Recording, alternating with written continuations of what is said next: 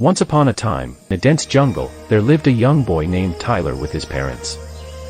They lived in a small hut made of mud and straw, surrounded by tall trees and wild animals.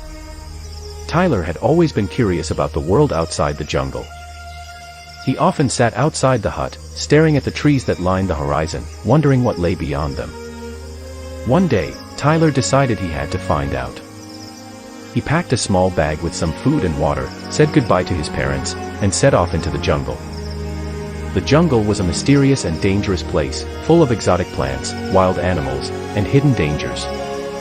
But Tyler was determined to explore it and discover what lay beyond. As he walked deeper into the jungle, he came across a river that was flowing swiftly. Tyler was not afraid. He made a raft using some large leaves and branches and started to paddle his way down the river.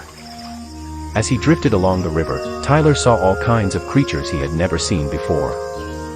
He saw brightly colored birds, playful monkeys, and even a family of elephants taking a bath in the river.